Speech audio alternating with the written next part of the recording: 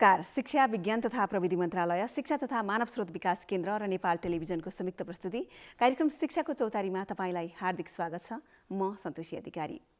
दर्शकबिन, समग्र शैक्षिक सुधार र विकासको लागि शिक्षा विज्ञान तथा प्रविधि मन्त्रालयले विविध योजना र कार्यक्रमहरू सञ्चालन गरिरहेको छ। तर पनि शैक्षिक सुधारको लागि सार्वजनिक शिक्षाप्रति जनताका गुनासाहरू पनि उत्तिकै आउने गर्दछन्। ती गुनासाहरूलाई सम्बोधन गर्न, जनतालाई सार्वजनिक शिक्षाप्रति जनविश्वास बढाउनको लागि मन्त्रालयले के कस्ता कार्यक्रमहरू लिएर आएको छ, के कस्ता गतिविधिहरू अघि बढाइरहेको छ त? आज हामी यो समग्र विषयमा कुराकानी गर्छौँ, जसको लागि आज हामीले निम्ताएका छौँ शिक्षा विज्ञान तथा प्रविधि मन्त्रालयका सचिव यादव कोइरालाज्यूलाई। आउनुहोस्, उहाँलाई स्वागत गरौँ। स्वागत छ सर। हस्, धन्यवाद छ यहाँलाई पनि। आराम हुनुहुन्छ? ठिक चलेकै छ। अब नेपालमा सञ्चालित लगभग 35,000 भन्दा बढी विद्यालयहरू सङ्घीय व्यवस्था लागू भइसके पछाडि होइन सङ्घीय स्थानीय तहको चाहिँ यो व्यवस्थापनकोमा रहेको अथवा मातहतमा रहेको अवस्था छ। विद्यालयहरूको यो व्यवस्थापन र गुणस्तरको शिक्षाको सन्दर्भमा हिजोभन्दा आज यहाँले चाहिँ के कस्तो परिवर्तन भएको पाउनु भएको छ? वास्तवमा शिक्षा र स्वास्थ्य राज्यले अत्यन्त महत्त्वको साथ लगानी गर्ने क्षेत्र हो। यो भनेको यी दुईटा क्षेत्र राज्यका आफूले सबै नागरिकहरूलाई र यो यहाँ बस्ने जति सम्पूर्ण व्यक्तित्वहरूले चाहिँ प्राप्त गर्नुपर्ने नैतिक अधिकारभित्र चाहिँ शिक्षा र स्वास्थ्य पर्दछ। त्यो मध्ये शिक्षा सबैभन्दा महत्त्वपूर्ण पिलर पनि हो, खम्बा पनि हो। र यसको कार्यको लागि चाहिँ हामीले विभिन्न कामहरू अगाडि बढाएका छौँ। यो संविधानले दिएको अधिकार स्थानीय तहलाई हामीले शिक्षा जति सम्पूर्ण अधिकार चाहिँ स्थानीय तहलाई अधिकार प्राप्त भइसके पश्चात नेपाल सरकारले यो सम्बन्धमा विभिन्न नीतिगत निर्णयहरू गरेका छन्, नीतिगत कार्यहरू अगाडि बढाएका छन्, कानुनका कुराहरूलाई अगाडि बढाउने कार्य गरेको छ र विभिन्न ठाउँहरूमा चाहिँ इन्फ्रास्ट्रक्चर अथवा भौतिक पूर्वाधार निर्माण गर्ने कार्य गरेको छ। भनेपछि समष्टिगत शिक्षाको विकासको कार्यक्रम तीनटा विषयमा रहेको देखिन्छ। एउटा गुणस्तर काम गर्ने विषय रहन्छ, दोस्रो भनेको भौतिक पूर्वाधार गर्ने विषय रहन्छ, तेस्रो विषय भनेको हामीले शिक्षकहरूलाई ट्रेनिङ तालिम प्राप्त शिक्षकहरू उत्पादन गर्ने तीनटा विषय सबैभन्दा महत्त्वपूर्ण कार्य हुन्छ।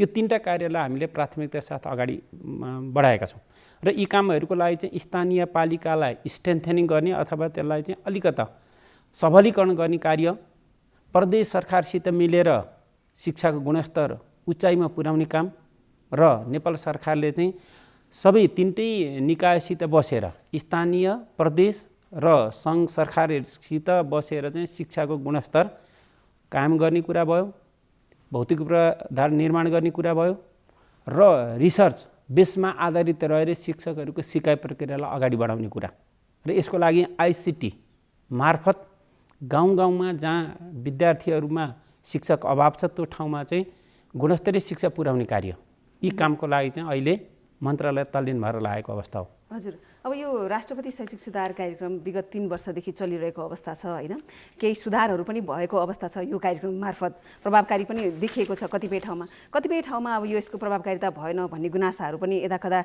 आएको सुनिन्छ। यहाँले चाहिँ कस्तो खालको परिवर्तन पाउनु भएको छ, कस्तो खालको प्रभावकारिता भएको भेट्नु भएको छ? पहिलो 1 नम्बरमा राष्ट्रपति शैक्षिक सुधार कार्यक्रम के को लागि आयो हामीले बुझ्नुपर्ने विषय थियो। लगानी राज्यले शिक्षामा 10% देखि 12-15% पुर्याउने कोसिस गरेको छ। अहिले हिजोका दिनमा 7 थियो, 8 थियो, 10 थियो, इन टोटल हामीले बजेटको गत वर्ष 10-11 को हाराहारीमा थियो भनेदेखि यही रूपमा चाहिँ अब बढिरहेको अवस्था पनि छ। तर यति हुँदाहुँदै पनि शिक्षामा अन्तर्राष्ट्रिय जगतमा हेर्ने भनेदेखि मिनिमम 15%, म्याक्सिमम 28%सम्म लगानी भएको देखिन्छ। भनिन्छ यदि शिक्षा गुणस्तरीय भयो, शिक्षाले फड्क मार्न सक्यो, शिक्षा सबैको पहुँचभित्र भयो भनेदेखि त्यो राष्ट्र सबल हुन्छ, सुदृढ हुन्छ र विकास निर्माण कार्य लगायतको त्यो क्षेत्रमा चाहिँ अरू बाहिरको व्यक्तिहरू आकर्षित भएर त्यो ठाउँमा आउँछन् भन्ने कुरा शिक्षाको लगानीमा भर पर्ने विषयलाई मान्यता राखिन्छ। नेपालमा पनि यही रूपलाई अगाडिपट्टि बढाउनको लागि शिक्षामा निरन्तर वृद्धि गर्दै जानुपर्ने अवस्था छ र यही अनुपातमा हामीले यसलाई केही वृद्धि गरेका पनि छौँ।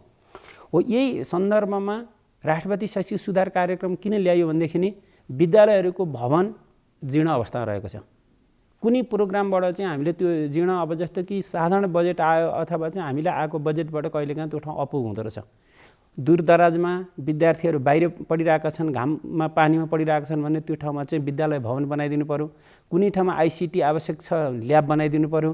कुनै ठाउँमा ट्रेनिङ आवश्यक छ, त्यहाँको टिचरहरूलाई ट्रेनिङको व्यवस्था गरिदिनु पर्यो।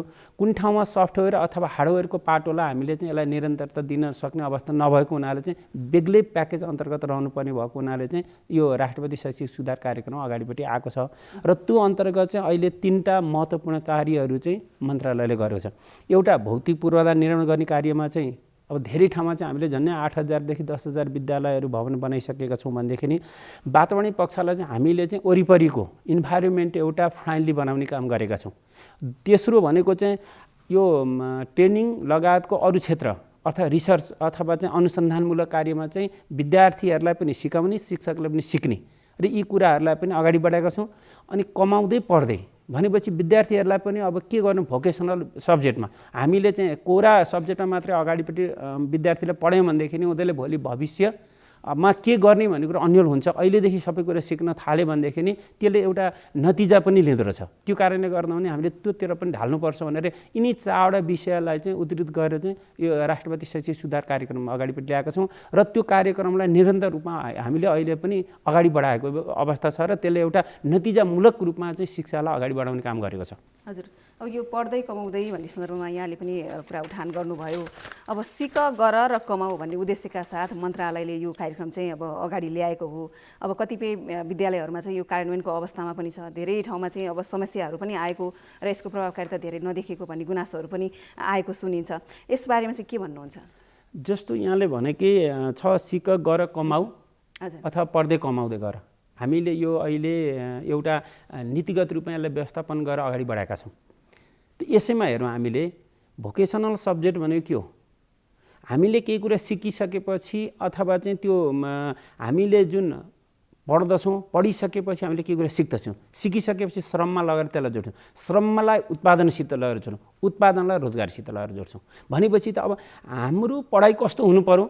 1 नम्बर हाम्रो पढाइ भनेको चाहिँ अब व्यवहारिक हुनु पर्यो, उत्पादनमूलक हुनु पर्यो, सिपसित आबद्ध हुनु पर्यो, रोजगारमूलक हुनु पर्यो। भनेदेखि नि यो कामको लागि के गर्नु पर्यो? भोकेसनल सब्जेक्ट अथवा चाहिँ प्राविधिक धारको पढाइ हुनु पर्यो हामीसित। अब कोराले मात्रै पनि हुने अवस्था पनि देखिएन। त्यो कारणले गर्दा सिक गर कमाऊ, अब त्यसलाई चाहिँ हामीले पेको दृष्टिकोण अथवा चाहिँ हामीले चाहिँ अहिले केही खर्च गर्दछौँ तर भोलिका दिन त्यसबाट फेरि आम्दानी त हुने भयो हो। आम्दानीको स्रोतको रूपमा चाहिँ यसलाई अगाडिपट्टि बढाउनको लागि, रोजगारमूलक बनाउनको लागि चाहिँ यो कार्यक्रम हामीले ल्याएका छौँ। योभन्दा अगाडिपट्टि केही जिल्लाहरूमा जस्तै सुर्खेत भयो, तपाईँको दैलेख भयो, शङ्खसभा भयो, त्यसपछिबाट चाहिँ खोटाङ भयो, अनि बर्दिया समेतका केही जिल्लाहरूमा चाहिँ त्यस्ता खालका विद्यालयहरू जसले चाहिँ विद्यार्थीहरूलाई चाहिँ 9 देखि माथि गएका विद्यार्थीहरूलाई चाहिँ उहाँहरूले प्र्याक्टिकल रूपमा कुनै ठाउँमा चाहिँ भोकेसनल सब्जेक्टमा ती विद्यालयहरूबाट विद्यार्थीहरूलाई चाहिँ सिकाउने काम गरेको थियो। त्यो सिक्दा हुँदैमा हामी पनि भिजिट गऱ्यौँ। भिजिट गरेर देखेपछि नमुनाको रूपमा त्यो विद्यालय हामीले देख्यौँ। त्यो नमुना विद्यालय देखिसकेपछि यो देशभरि लागू गर्दा हुँदैमा चाहिँ यसले पनि एउटा इम्प्याक्ट राम्रै ल्याउला भन्ने भएपछि गत वर्षबाट हामीले के गर्यौँ भनेदेखि सिक्दै कमाउँदै गर भनेर एउटा हामीले स्लोगान अथवा नाराको रूपमा यसलाई विकास गरेर चाहिँ अब यो गाउँ-गाउँतिर चाहिँ अब सबै स्कुलमा चाहिँ लानुपर्छ भन्ने कुरा केही पाइलोटिङ रूपमा चाहिँ हामीले सुरु गरेका छौँ। पाइलोटिङ रूपमा सुरु गर्दा हुँदैमा 140वटा विद्यालय अहिले छनौट गरेर चाहिँ कार्य सञ्चालन गर्नको लागि हामीले गएका छौँ। तर अहिले हामीले सिड मनीको रूपमा 10 लाख मात्रै दिएका छौँ। त्यसले के मात्रै गर्न खोजेको भनेदेखि तपाईहरू यसलाई यो प्रोग्राम अगाडि बढाउनु भनेदेखि भोलिका दिनमा यदि विद्यार्थी गुणस्तरीय उत्पादन भए, रोजगारमूलक उत्पादन भए, अन्तर्राष्ट्रिय जगतमा बिक्री खालका चाहिँ विद्यार्थी उत्पादन भयो भनेदेखि त्यसलाई बढाउँदै लगेर चाहिँ एउटा टुङ्गोमा पुर्याउने भन्ने कुराको रूपमा अहिले पाइलोटिङको रूपमा हामीले यसलाई चाहिँ विकास गरेका छौँ र 140वटा अहिले नमुनाको रूपमा छ। भोलिका दिनमा यसलाई चाहिँ हामीले विस्तार गर्ने लक्ष्य पनि रहेको छ र त्यो अनुसार चाहिँ अगाडि बढाउने भन्ने कुरा पनि रहेको छ। अब यसले के गर्छ, नतिजालाई महत्त्व दिन्छ। भनेपछि उत्पादनमूलक क्षेत्रमा मात्रै अब पढाइ गर्नुपर्दछ, अनुत्पादक क्षेत्रमा पढाइ गर्नु हुँदैन। लगानी सरकारले गरिसकेपछि उत्पादनमूलक हुनु पर्यो भन्ने कुरा हो यसको। मकसद हो। त्यो कामको लागि मात्रै हामीले चाहिँ यसलाई अहिले अगाडि बढाएका छौँ यो पाइलोटिङ रूपमा। अब नयाँ शैक्षिक सत्र पनि सुरु भइसकेको अवस्था छ होइन। विद्यालय बाहिर रहेका अब विद्यार्थीहरूलाई अथवा बालबालिकाहरूलाई चाहिँ विद्यालय ल्याउनको लागि चाहिँ के कस्ता नीतिगत व्यवस्थाहरू चाहिँ अब मन्त्रालयबाट गरिएको छ? अब साथै यो वर्ष अब भर्ना अभियान चाहिँ के कसरी सञ्चालन हुँदैछ त? यो महत्त्वपूर्ण पनि अर्को यो महत्त्वपूर्ण कुरा यहाँले गर्नुभयो। सबभन्दा सार्क कन्ट्रीहरूमा हामीले शिक्षाको स्थितिहरू भन्दाखेरि पहिलोचोटि 95 भन्दा बढी 100% रूपमा यो शिक्षालाई चाहिँ 100% पुर्याउने काम चाहिँ श्रीलङ्काले पहिलोचोटि गरेको थियो। त्यसपछि क्रमिक रूपले अन्यत्र पनि यो विकास हुँदै गएको छ। सार्क कन्ट्रीहरूको अवस्था हेर्दा हाम्रो लक्ष्य भनेको 100% अथवा चाहिँ विद्यालय जाने बालबालिका 100% पुर्याउने लक्ष्य हो। तर अहिले पनि हाम्रो डेटा यहाँले हेर्नु भन्दाखेरि डेटाले के देखाउँछ भने 4%, 3.5 देखि 4% को हाराहारीमा चाहिँ विद्यालय आउने बालबालिकाहरू बाहिरपट्टि छन् भन्ने कुरा अहिले देखाउँछ। यसका केही फ्याक्ट पनि छन्। अब हामीले दुईटा कुरालाई हेरौँ यसलाई। एउटा कुरा के हेरौँ भनेदेखि चाहिँ हामीले दुईटा बेसमा आधारित रहेर चाहिँ यो 4% विद्यार्थी बाहिर छन् भनेर हामीले भनिरहेका छौँ। एउटा भनेको कसरी आएको छ भनेदेखि चाहिँ यो पपुलेसन प्रोजेक्सन गर्छ नि। हजुर, पपुलेसन प्रोजेक्सन गर्दामा के गर्यो भन्दाखेरि एउटा पालिकामा यति बालबालिका चाहिँ जन्मेका छन् भन्ने कुरा चाहिँ पपुलेसन प्रोजेक्सनले देखाउँछ। अथवा जिल्लामा एउटा जिल्लामा यति व्यक्तिहरूको जन्मेका छन्, जन्मदर यति छ भन्ने कुरा उसले प्रोजेक्सन गर्छ। त्यो प्रोजेक्सन हेर्ने र अनिखेर हाम्रो हेड काउन्ट हुन्छ। हाम्रो चाहिँ फेरि विद्यालयमा आइसकेपछि हेड काउन्ट हुन्छ, उता प्रोजेक्सन हुन्छ, यता हेड काउन्ट हुन्छ। यथार्थमा के थियो भनेदेखि हामीले चाहिँ व्यक्ति गन्धाछौँ। व्यक्ति गन्धाएर चाहिँ उतापट्टि पपुलेसनको त्यो प्रोजेक्सन गर्दामा चाहिँ 4 देखि 5% चाहिँ त्यो अझै पनि विद्यालय नआएको देखिन्छ। तर यथार्थमा त्यो नहुन पनि सक्दछ। एउटा अर्को अचम्मको कुरा छ, तपाईँले कर्णालीको टिरहरूमा जानु भनेदेखि त्यो माछा मारेर बस्ने सानो बालबालिका हुन्छन्। तिनीहरूलाई चाहिँ स्कुल भर्ना गर्नै सक्ने अवस्था छैन। स्कुल भर्ना किन गर्न जाने त? किन मैले त कमाउनु त यहीँबाट कमाएको छु, माछा मारेर कमाएको छु भनेर छ। यस्तो तरिकाले चाहिँ यी केही व्यक्तिहरू चाहिँ अलिकति हामीले 2 देखि 3% त्यस्ता व्यक्तिहरूलाई चाहिँ मेन स्ट्रिममा ल्याउन सकेका छैनौँ र त्यसलाई ल्याउने कोसिस पनि गरिरहेका छौँ। अहिले यो सरकारको पनि हो। र अर्को कुरा तपाईँले ड्रप आउटको स्थिति पनि म तपाईँलाई यहाँ बताउँछु। साथसाथै हामीले भर्ना त गर्ने भनेको छौँ। भर्ना दर 4 देखि 5%, के अरे 3.5 देखि 4% भर्ना दर चाहिँ हामीसित आएको छैन भन्ने एउटा आँकडा देखिन्छ। अर्को आँकडालाई के देखाउँछ भनेदेखि चाहिँ 5 कक्षासम्म आउने व्यक्तिहरू मध्येको ड्रप आउट भनेको छोडेर जाने, स्कुल छोड्ने 5% देखिन्छ। अनि त्यहाँबाट तलतिर गएपछि फेरि जस्तो 1 कक्षामा 5% देखिन्छ भनेदेखि 2, 3, 4मा गएपछि 1, 2, 3% घट्दै गइरहेको पनि छ। तर यो के कारणले ड्रप आउट भइरहेको छ अथवा भनेदेखि यसमा 3टा रिजनहरू देखेको छन्। एउटा भनेको त इन्भाइरोमेन्ट भनेको त्यहाँ शिक्षकहरूले पढाउने इन्भाइरोमेन्ट अथवा चाहिँ त्यहाँ जाँदाउँदै मान्छेलाई चाहिँ जाउँ लाग्ने होइन कि नजाउँ लाग्ने पनि वातावरण कति ठाउँमा विद्यार्थीहरूले भनेका छौँ। त्यो इन्भाइरोमेन्टको कारणले गर्दा पनि एउटा छोडेका छन्। एउटा दोस्रो भनेको त्यहाँ आमा बाउमा घर आइसी क्लास छ अथवा कसैको आमा छैन, कसैको बाउ छैन भनेदेखि त्यस्तो व्यक्तिहरूको ड्रप आउट बढी देखेको छ। तेस्रो भनेको चाहिँ जो व्यक्तिहरू चाहिँ बाहिरपट्टि हामीले मैले अघि भने जो आमा बाउ पनि छैन, उसको कसैले पाएको छैन, अर्फान छ भनेदेखि त्यो व्यक्तिलाई जतिसुकै उसलाई हामीले स्कुलमा भर्ना गरे पनि छोडेर फेरि त्यही गल्लीतिर जाने अथवा बाहिरपट्टि जाने अवस्था छ। शैक्षिक सत्र सुरु भएसँगै अब विद्यार्थीको हातमा पाठ्यपुस्तक पुग्नुपर्छ होइन।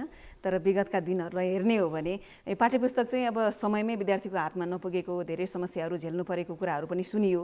अब अहिलेको अवस्थालाई पनि त्यही निरन्तरता हुन्छ कि अब समयमै विद्यार्थीहरूले चाहिँ पाठ्यपुस्तक हातमा पाउँछन्? दुईटा फ्याक्टरलाई हेर्छु यहाँनिर।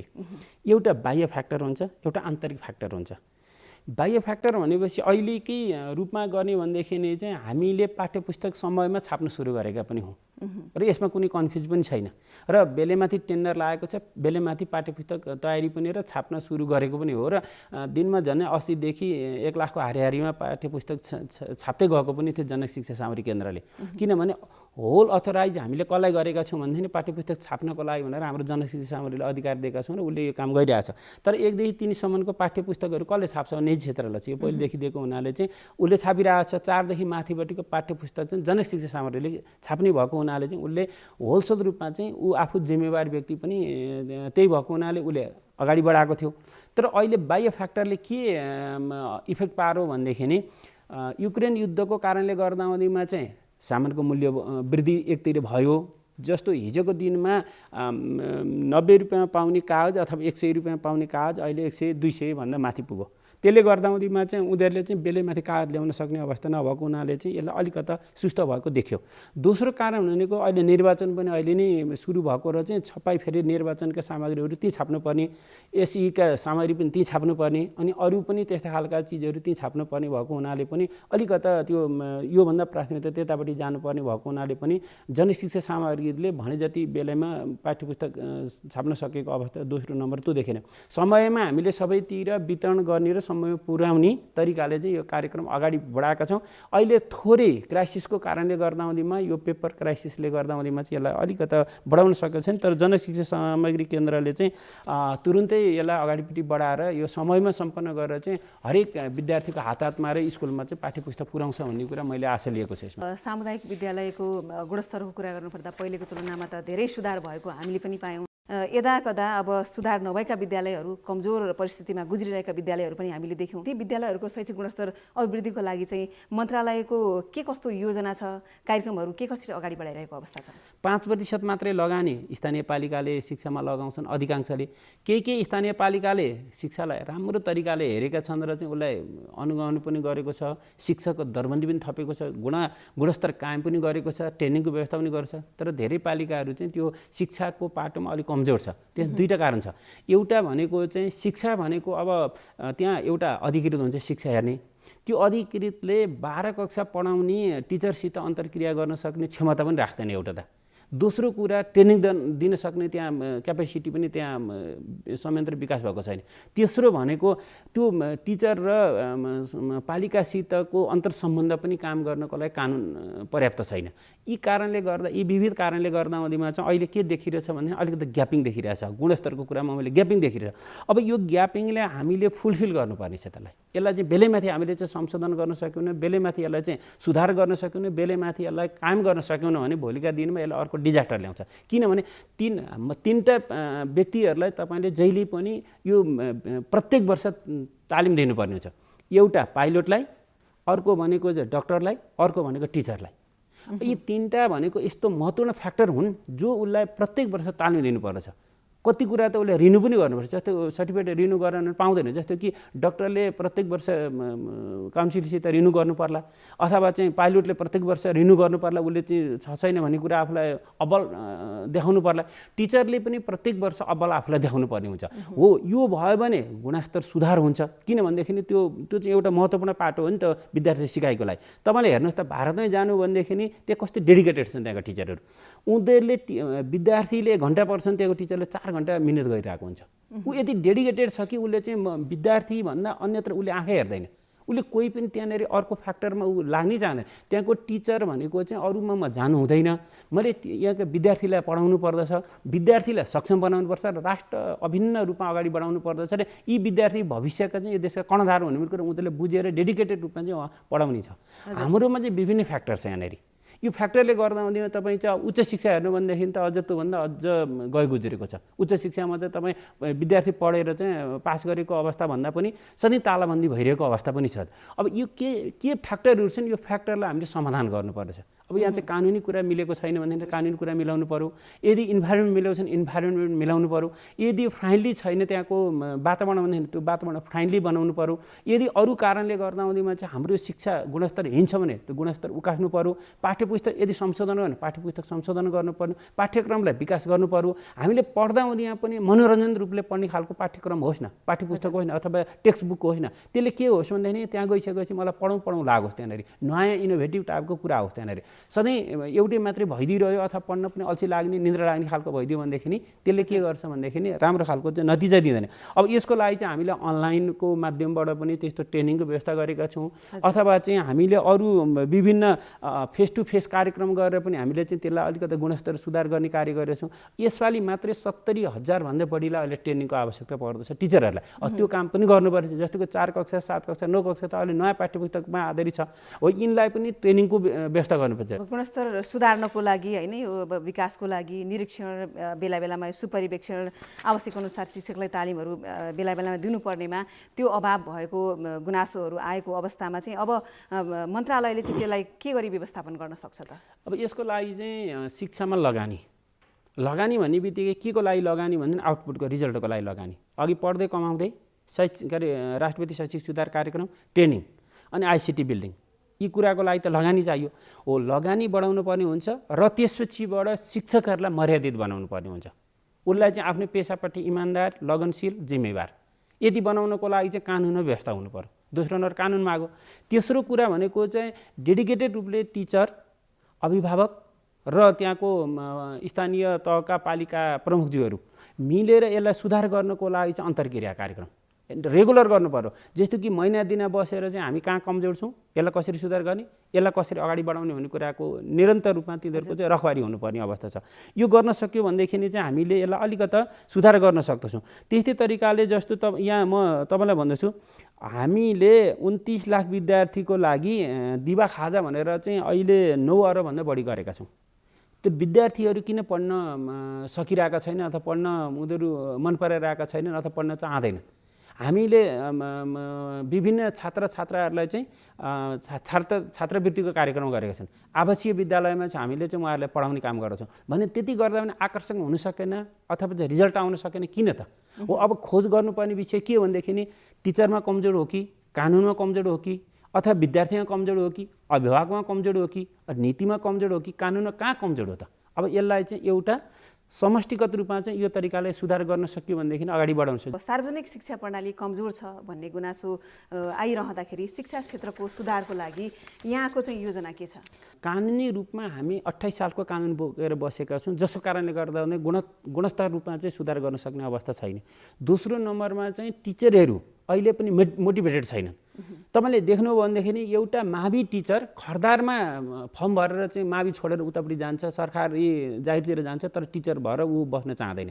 यसको केही फ्याक्टर होला अथवा यसले किन भनेदेखि कि मर्यादा पाएन उसले, कि चाहिँ त्यो दुःख छ त्यो कारणले गर्दा त्यहाँ जान्न भन्ने कुरा होला, अथवा त्यो इन्भाइरोमेन्ट छैन, के कारणले छ भन्ने कुरा। यसलाई सुधार गर्नको लागि हामीले केही नीतिगत रूपले परिवर्तन गर्नुपर्छ। त्यसको लागि मन्त्रालय, माननीय मन्त्री लगायत हामी बसेर चाहिँ यसको व्यापक छलफल गहन अध्ययन गरिरहेका छौँ, जसले भोलिका दिनमा चाहिँ यसलाई आकर्षक पेसाको रूपमा अगाडि बढाउने, मर्यादित पेसाको रूपमा अगाडि बढाउने र जिम्मेवार पेसाको रूपमा अगाडि बढाउने। भोलि अन्यत्र गएका मान्छे पनि छोडेर यता 2028 सालमा म एउटा उदाहरण दिन्छु। 28 सालमा लोकसेवा र यो शिक्षा सेवा आयोगको एउटै परीक्षा हुन्थ्यो, रोजिन्थ्यो। त्यतिखेर लोकसेवामा चाहिँ यता निजामतीतिर आउने मान्छे कम हुन्थे, शिक्षकतिर जाने बढी थियो, किन मर्यादित थियो त्यतिखेर पेसा।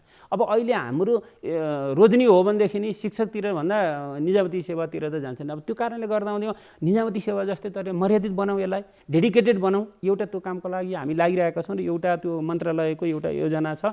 अब हामीले भिजन पेपर मार्फत कसरी सुधार गर्न सकिन्छ एउटा हामी त्यो अगाडि बढाउँदैछौँ। दोस्रो ट्रेनिङ, हामीले टिचरहरूलाई ट्रेनिङ दियौँ भनेदेखि अल्पकालीन दीर्घकालीन ट्रेनिङ दिन सक्यौँ, स्वदेशी विदेशी भनेदेखि त्यसमा पनि आकर्षक हुन्छ। दोस्रो न हामी त्यो छ। तेस्रो भनेको उनीहरूको मर्यादा। आम रूपले चाहिँ टिचर भनेको गुरु हो, गुरुले पढाइसकेपछि उसले बोलेको कुरा चाहिँ फ्याक्टमा आधारित हुन्छ भन्ने कुरा चाहिँ हामीले त्यो सिकाउँदैछौँ। त्यो गर्न सक्यो भनेदेखि मर्यादित हुन्छ। मान्छेलाई सबभन्दा ठुलो कुरा मर्यादा हो नि त। उसले आफूलाई मर्यादित ठानो भनेदेखि उसले डेडिकेटेड पनि हुन्छ, पढाउँछ पनि। त्यो कारणले गर्दा हामीले मर्यादित बनाउन चाहन्छौँ। अर्को तेस्रो कुरा हामी यसमा लागिरहेछौँ। सचिवजी, आम दर्शक र शैक्षिक सरोकारवालाहरूलाई के भन्न चाहनुहुन्छ? आम रूपले चाहिँ यदि यो देशमा 3टा चिजलाई हामीले परिवर्तन गर्न सक्यौँ भनेदेखि सम्भवतः यो देशले मुहार फेर्दछ, कोल्टे फेर्दछ। एउटा शिक्षा सुधार गर्न सक्यौँ भनेदेखि शिक्षाले रोजगार दिन्छ, उत्पादन गर्दछ, श्रम बिक्री हुन्छ। त्यसले गर्दा शिक्षालाई सुधार गर्नको लागि चाहिँ एउटा मात्रै फ्याक्टर मन्त्रालय मात्रै, शिक्षाविद मात्रै लागेर हुँदैन। यसमा आम नागरिक लाग्नुपर्छ, अभिभावक लाग्नुपर्छ, सिङ्गो राष्ट्र लाग्नुपर्छ। दोस्रो भनेको स्वास्थ्य सुधार गर्नु, स्वास्थ्यको लागि पनि शिक्षाबाटै उत्पादन भएर जाने हो। तेस्रो भनेको आन्तरिक सुरक्षा, त्यसको लागि पनि शिक्षाबाट उत्पादित भएर जाने। भनेपछि यो महत्त्वपूर्ण क्षेत्रहरूको सबभन्दा महत्त्वपूर्ण ठाउँ अथवा उत्पादन ठाउँ कहाँ हो भन्दा पनि शिक्षा हो। शिक्षा आमूल परिवर्तन गर्नको लागि यसलाई सबैले सकारात्मक रूपले हेर्नुपर्ने हुन्छ र चाहिँ हामी शिक्षकले पनि अलिकता डेडिकेटेड रूपमा चाहिँ पढाइदिनु पर्ने हुन्छ, विद्यार्थी अनुशासित हुनुपर्ने हुन्छ, अभिभावकहरूले चाहिँ रखबारी गर्नुपर्ने हुन्छ। यो शिक्षा ठिक छैन भनेदेखि यहाँ यसलाई इन्टरभेन्सन गर्नु पर्यो अथवा चाहिँ यसलाई हस्तक्षेप गर्नु पर्यो, यो ठाउँमा चाहिँ यसरी जानु पर्यो भनेर उहाँहरूले पनि हेरिदिनु पर्यो र सम्बन्धित निकायहरूले निरन्तर अनुगमन गरिदिनु पर्यो। यदि काम गर्न सकियो भनेदेखि शिक्षा सुध्रिन कति बेर लाग्दैन। तर यो कामको लागि हामी सबै लागौँ। मैले यही भन्दछु यहाँहरू सबलाई। मेरो आग्रह पनि यही छ मन्त्रालयको तर्फबाट। हस्, कुराकानीको लागि यहाँलाई धेरै धेरै धन्यवाद। हस्, धन्यवाद छ यहाँलाई पनि मलाई यहाँ बोलाएर केही भन्ने मौका दिनुभएकोमा। हजुर। आदरणीय दर्शकवृन्द, आज हामीले कुराकानी गऱ्यौँ शिक्षा विज्ञान तथा प्रविधि मन्त्रालयका सचिव यादव कोइरालाज्यूसँग। आजको लागि कार्यक्रम शिक्षाको चौतारीको निर्धारित समय सकिएको छ। अर्को हप्ता अर्को विषयवस्तुको साथमा पुनः उपस्थित हुनेछौँ। तपाईँ नेपाल टेलिभिजन हेर्दै रहनुहोला। नमस्कार।